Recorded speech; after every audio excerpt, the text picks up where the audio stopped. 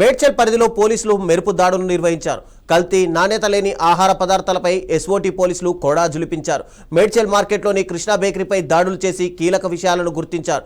కాలం చెల్లిన రసాయనాలు, రంగులను స్వాధీనం చేసుకున్నారు. వ్యాపారానికి గృహ వినియోగ గ్యాస్ సిలిండర్లను వాడుతున్నట్టు తేలగా ఈ దాడులతో బేకరీ నిర్వాహకులకు షాక్ తగిలింది.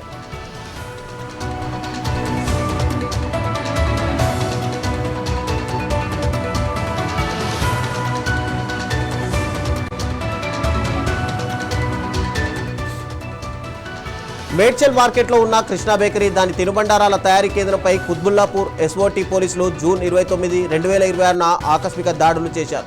ఈ దాడుల్లో పోలీసులు పలు కీలక అంశాలను గుర్తించారు. బేకరీలో కాలం చెల్లిన ఆహార రసాయనాలతో పాటు బేకరీ ఐటమ్స్లో కలిపే రంగులను స్వాధీనం చేసుకున్నారు. ఇది వినియోగదారుల ఆరోగ్యంతో చెలగాటమేనని పోలీసులు తెలిపారు. తనిఖీల్లో భాగంగా బేకరీ తినుబండారాల తయారీ కేంద్రాన్ని ఎస్ఓటీ పోలీసులు సీజ్ చేశారు.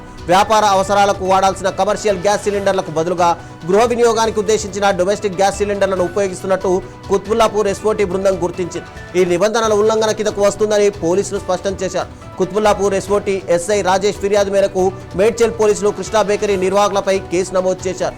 ఇటువంటి అక్రమ కార్యకలాపాలను సహించేది లేదని అధికారులు హెచ్చరించారు. కల్తీ ఆహార పదార్థాలపై నిఘా పెంచామని, ప్రజారోగ్య భంగం కలిగించే వారిపై కఠిన చర్యలు తీసుకుంటామని పోలీసులు తెలిపారు.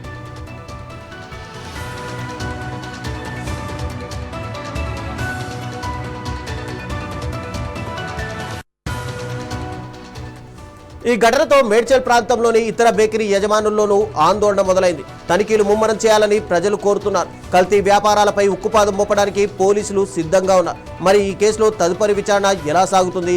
కృష్ణా బేకరీ నిర్వాహకులపై ఎలాంటి చర్యలు తీసుకుంటారు? కాలం చెల్లిన రసాయనాలను వాడినందుకు ఏ సెక్షన్ల కింద కేసులు నమోదు చేస్తారు అనేది వెయిట్ చేసి చూడాలి.